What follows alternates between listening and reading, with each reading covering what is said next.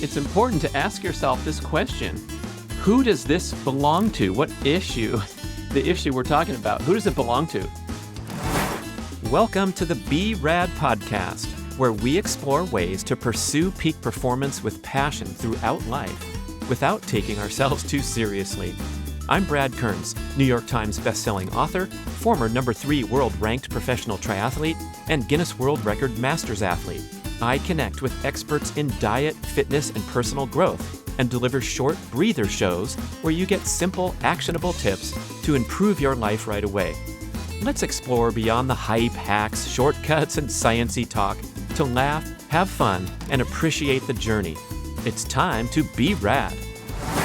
I want to share some memorable insights from my B.rad podcast interview with Dr. Dain Heer. He's an author, changemaker, speaker, and co-creator of Access Consciousness, which is a personal development company. We had a wonderful, long-ranging conversation, and these are some hot insights I want to pull out.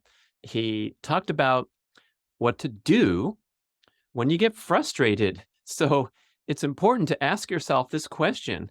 Who does this belong to? What issue, the issue we're talking about, who does it belong to? Does it belong to someone else? Well, then, it's not your problem. And if it belongs to you, then you have the power, you have the right to let it go, a great starting point. And in terms of controlling your response and being able to enjoy and appreciate your journey through life rather than get triggered here, there, and everywhere, he made this wonderful suggestion that I've actually been implementing frequently. And the idea is to expand your awareness by kind of rising above wherever you are. If you're in your home right now, you imagine yourself, you close your eyes and imagine yourself floating up into the sky and expanding your awareness outside of your personal space right now, and perhaps encompassing at first a 1-mile radius from your house. So I actually imagine myself floating up into the sky and looking down on what I perceive to be a 1-mile radius. Then I'm breathing intentionally, I'm relaxing, I'm looking at this vision of looking down on my environment, and then I expand my awareness to a 10-mile radius. So you're now taking in the city around you or the rural area, wherever you are, and then you expand that to a 100-mile radius and then a 1,000-mile radius. So now I'm envisioning the entire west coast of America or what have you. It's a wonderful exercise to kind of bring yourself back to perspective, whereby if you're in a tense situation in your place of business or your home, you can kind of rise above that and practice expanding your awareness. The next one is to let go of trauma and drama in your life. And important to come to this realization that the most sensitive people, the most sensitive among us, typically suffer from depression, anxiety, or are more susceptible to depression and anxiety because of that high sensitivity. So someone who's sensitive, empathetic, kind, all those are wonderful personal qualities. But if you trend toward being the sensitive type, please strive to not let that be a weakness or something that brings you down in life. A lot of times our strengths can turn into weaknesses if they become out of balance. And so there's a big example right there is, boy, you're sensitive to what other people say, you're sensitive to criticism, you're sensitive to the energy in the room, and it can bring you down and put you on eggshells rather than just kind of managing that. So noticing that. Let go of trauma and drama if you tend to engage that way, because everything takes on an excess of importance or sensitivity. Next, understanding that living your truth makes you lighter and living a lie makes you heavier. And I think he's talking about any kind of lie that you're living. So if you are telling tall tales, white lies, dark lies, whatever, actually lying to people around you, that's an obvious example. But also lying to yourself, I think, is an important one that we all deserve to reflect upon further.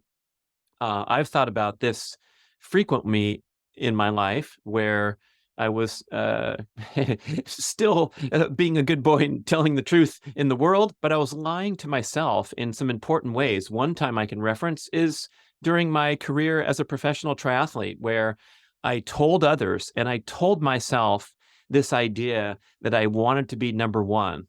But deep down, it seemed as though I was unwilling to make the necessary sacrifices to go or try to go to that extra level and dedicate that much more time and energy and focus and changing my physical environment like the former number one Mike Pigg did when he realized that he was losing his motivation training at his hometown of Arcata, California. So he took off on a moment's notice and went down to Arizona for 6 weeks just because he detected his motivation was slipping a little bit. I was someone who wanted to enjoy the process, enjoy the experience. I was very competitive. I was driven. I wanted to be the best that I could be. But did I want to be number one and do whatever it took to get to number one? If I'm looking myself in the mirror or going onto the lie detector test, the truth was more like this. I wanted to do things my way. That was my personality. I wanted to make things work for me. I wanted to live a more balanced lifestyle than perhaps a number one athlete needs to choose into. And that was a area where I was lying to myself. And boy, I can reference so many other examples, such as I want to manifest additional wealth and have tremendous freedom and an income that's double what it is now. Now, do I really, or am I telling a lie to myself by freely stating those things or putting my aphorisms on social media like we get bombarded with today? Or am I willing to make the sacrifices, the choices, the changes necessary toward that compelling goal? And those big goals, when we get into high stakes, that's when we have more propensity to lie to ourselves a little bit or a lot. So tell the truth to yourself. It makes you feel lighter. Living a lie makes you feel heavier. Speaking of that example I brought up about manifesting more wealth, I love the example shared by a prominent book publisher named Mark Allen on the El Rush Show. Great podcast. Go listen to that. Or it might have been on the Primal Blueprint podcast, actually. But he has this mantra that goes like this, which I've adopted. I am in complete control of my finances, and I manifest wealth in an easy and relaxed manner. And he goes into detail on his interview with Elle about how he started working fewer hours, not as hard. He just took it easier in life. And that's when his career and his book publishing business took off like crazy. And he was relating how he switched from a 5-day week to a 4-day week and then down to a 3-day week. And he now typically starts his workday at 1:30 in the afternoon instead of previously 11 and previously 8 to 5. And boy, it can slap you the wrong way if you're not a believer or you have that skepticism going in. But I really did listen to him and appreciate how one of the things we've lost in hectic, high stress modern life, hyper connected modern life, is that ability to unwind, decompress, relax, reflect.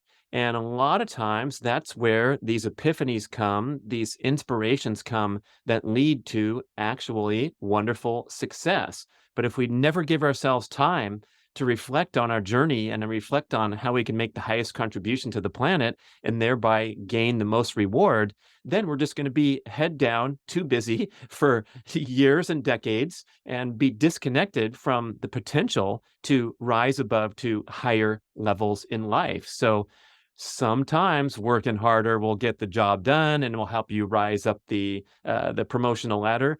But there are some interesting examples where toning it down a little bit, working less hard, taking more time down will lead to breakthroughs. And again, I have to reference my athletic example because my career took off as an athlete when I started training smarter instead of harder. And I actually had to back off from my physical energy output that I was doing on a daily basis because I wanted so badly to be great and to win and to get recognition and fame and rise up the rankings, that I pushed myself too hard and I had setbacks and went slower than I should have because of overtraining. So getting past that overtraining and making a breakthrough by learning to put my feet up on the couch and go to the video store and rent a couple few videos and sit down and spend hours recovering and toning down that competitive intensity where deep down I wanted to get out there and do one more extra workout. And that's something that can also relate in the career setting when you're interfacing with a screen rather than the physical example, but working a little less hard and letting things happen naturally and gracefully. Um, I was also remembering that great insight from my recent podcast with Mark Bell, where he talked about his incredible invention of the slingshot that led to this magnificent explosion and a multi-million-dollar business. That's how he got the nickname, the Meathead Millionaire. So he was a power lifter, a competitive power lifter guy, lifting weights in the gym, and he talks about sitting on the bench of the bench press and just dreaming and envisioning and imagining what if he could invent some type of device that would help the muscles and the joints be more protected when bench pressing. And he said he thought about it on and off for 5 years and finally kicked into gear and got the slingshot prototype made, invented the slingshot, started selling thousands, millions of dollars worth of slingshots and growing into this big, beautiful business that he has today. But it started with that downtime while he was resting at a workout, and then the daydreaming that kicked in for a period of time, 5 years, where he had that time to daydream and continue to reflect and think and finally put that idea into action. Those are great examples. I hope you enjoyed this breather show about settling down, asking yourself who it belongs to. If it belongs to you, let it go. If it belongs to someone else, don't worry about it. Practice expanding your awareness, rising above your physical environment and reflecting in a 1 mile, 10 mile, 100 mile, 1,000 mile radius. Strive to let go of trauma and drama, especially if you're inclined that way because you're sensitive. And also, living the lie makes you heavier, and living the truth makes you lighter. Thank you so much. Thank you so much for listening to the B.rad podcast. We appreciate all feedback and suggestions. Email podcast@bradventures.com and visit bradkearns.com to download 5 free ebooks and learn some great long cuts to a longer life, how to optimize testosterone naturally, become a dark chocolate connoisseur, and transition to a barefoot and minimalist shoe lifestyle.